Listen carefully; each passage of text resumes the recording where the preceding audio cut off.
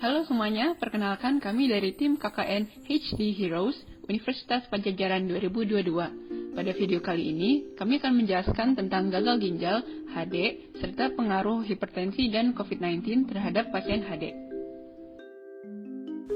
Untuk yang pertama, di sini kami akan menjelaskan tentang gagal ginjal. Gagal ginjal merupakan kondisi ketika kemampuan ginjal untuk menyaring zat sisa dari darah tidak dapat berjalan dengan baik. Cedera ginjal akut biasanya terjadi disebabkan oleh aliran darah rendah yang terjadi akibat serangan jantung, pembengkakan pada ginjal, tekanan darah tinggi atau hipertensi, dan gangguan pada saluran kemih.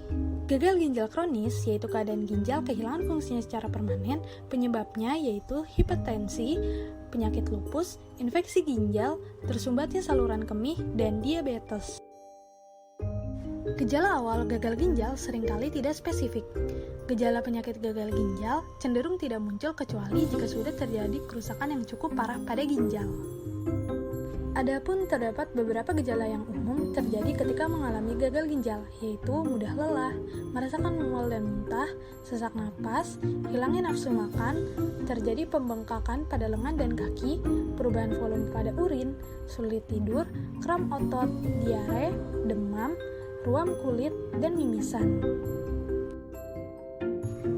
Faktor peningkatan risiko yang dapat diubah diantaranya adalah pengendalian tekanan darah, diabetes mellitus tipe 1 dan 2 sebelum menginjak usia 20 tahun, pengontrolan glukosa darah pada diabetes mellitus tipe 1 dan 2, penyempitan pembuluh darah pada ginjal akibat dari kebiasaan merokok, dan obesitas. Sedangkan untuk faktor peningkatan risiko yang tidak dapat diubah, yaitu faktor genetik, terutama jika terdapat anggota keluarga lain yang juga memiliki riwayat penyakit gagal ginjal, struktur ginjal yang tidak normal, berusia lebih dari 65 tahun, dan berat badan yang tidak normal saat lahir sehingga mengganggu perkembangan ginjal. Cara mendiagnosis gagal ginjal yang pertama yaitu dengan urinalisis, tes pencitraan atau USG, biopsi ginjal, dan glomerular filtration rate. Berikutnya, kami akan menjelaskan cara penanganan gagal ginjal dengan terapi hemodialisis. Terapi hemodialisis membantu mengontrol tekanan darah dan menyeimbangkan mineral penting dalam darah, seperti kalium, natrium, dan kalsium. Hemodialisis bisa membantu mengembalikan kualitas hidup, tetapi bukan obat yang dapat menyembuhkan gagal ginjal. Jika seseorang memiliki gejala gagal ginjal, akan dilakukan tes laboratorium untuk menentukan perlu atau tidaknya seseorang menjalani hemodialisis. Bila tes laboratorium menunjukkan tingkat limbah beracun yang tinggi dalam darah, hemodialisis perlu dilakukan. Perawatan pasien hemodialisis akan dibantu dengan sebuah mesin khusus yang berperan sebagai ginjal buatan yang dapat membersihkan zat-zat kotor, garam, serta air dalam darah pengidap. Proses hemodialisis diawali dengan dimasukkan jarum oleh petugas medis ke dalam pembuluh darah pasien.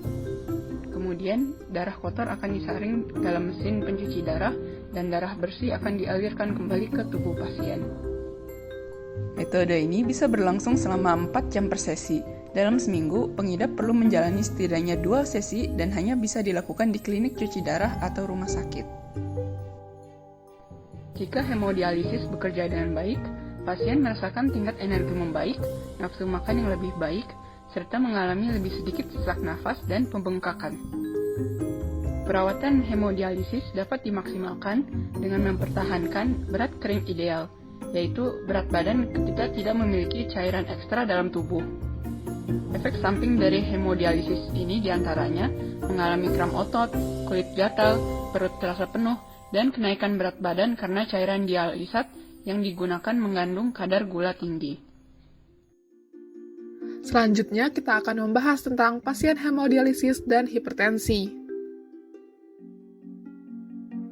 Seperti yang kita ketahui, ginjal memiliki hubungan yang erat dengan peredaran darah. Banyaknya pembuluh darah yang terdapat pada ginjal membantunya untuk menyaring cairan dan limbah lainnya pada darah. Tidak dapat dielak bahwa hipertensi atau tekanan darah tinggi tidak hanya berkaitan dengan penyakit jantung saja, tetapi juga dengan gangguan ginjal. Ketika seseorang mengalami hipertensi, maka akan menimbulkan kerusakan pada pembuluh darah, tak terkecuali pada pembuluh darah yang terletak pada ginjal. Keadaan tersebut pun menyebabkan terjadinya kekurangan oksigen dan nutrisi yang dibutuhkan oleh nefron pada ginjal untuk menyaring darah, sehingga tidak dapat bekerja dengan baik.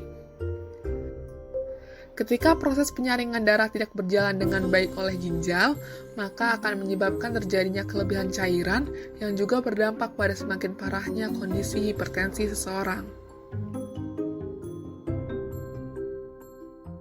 Hipertensi dapat dikatakan sebagai salah satu penyebab tertinggi gagal ginjal. Menurut laporan yang dikeluarkan oleh Indonesian Renal Registry atau IRR pada tahun 2018, hipertensi termasuk ke dalam penyakit bawaan pada kondisi gagal ginjal, lebih tepatnya sebesar 51%. Selain itu, penelitian tersebut juga memperlihatkan bahwa proporsi pasien yang meninggal karena hipertensi lebih tinggi dibandingkan dengan non-hipertensi. Studi lain yang dilakukan oleh Nur Cahyati 5 menyatakan bahwa terdapat hubungan pada tekanan darah dengan kualitas hidup pasien gagal ginjal dan hemodialisis. Terdapat kesamaan hasil yang juga memperlihatkan bahwa pasien gagal ginjal yang menjalani hemodialisis dan memiliki riwayat hipertensi memiliki probabilitas ketahanan hidup yang lebih rendah dibandingkan dengan yang tidak memiliki riwayat hipertensi. Oleh karena itu, pentingnya dilakukan pencegahan dengan melakukan deteksi dini hipertensi. Jika pasien HD sudah terdiagnosis juga mengalami kondisi hipertensi, maka penting untuk tetap menjaga kesehatan dan juga mengontrol tekanan darah. Selain itu, dapat juga mengonsumsi obat antihipertensi sesuai dengan anjuran dokter. Selanjutnya, kita akan membahas tentang pasien hemodialisis dan COVID-19. Akibat menurunnya sistem kekebalan tubuh, dapat dengan mudah seseorang terserang virus seperti COVID-19. Pasien yang melakukan hemodialisis mungkin beresiko lebih tinggi untuk terinfeksi COVID-19 karena seringnya kehadiran fisik berulang di fasilitas perawatan kesehatan dan kedekatan fisik pasien selama hemodialisis. Oleh karena itu, sangat penting untuk tindakan secara cepat dan tepat menggunakan strategi pencegahan dalam menangani fasilitas pasien hemodialisis. Penyebaran infeksi COVID-19 pada pasien yang menjalani terapi hemodialisis dari hari ke hari semakin meningkat. Hal ini dikarenakan unit hemodialisa yang umumnya melayani pasien dialisis kini memiliki risiko paparan yang sangat tinggi terhadap wabah COVID-19. Tingginya volume pasien hemodialisis yang setiap hari menerima perawatan di rumah sakit juga meningkatkan risiko penularan COVID-19. Penularan virus ini dapat menyebar terutama dari orang ke orang melalui percikan-percikan dari hidung atau mulut yang keluar saat orang yang terinfeksi batuk, bersin, atau berbicara. Oleh sebab itu, terutama di unit hemodialisis harus meminimalkan penularan COVID-19 dengan pencegahan dan pengendalian infeksi yang kuat, serta menentukan langkah-langkah untuk tetap melakukan perawatan hemodialisis. Secara umum, dapat disimpulkan bahwa terdapat beberapa hal yang perlu diperhatikan dalam manajemen pasien hemodialisis yang terinfeksi COVID-19, yaitu screening di awal saat pasien datang dengan cek suhu, penggunaan masker, serta pajanan terhadap daerah epidemi dan kesiapan pasien dan petugas kesehatan, seperti penggunaan APD lengkap, kebersihan tangan, dan etika batuk yang benar.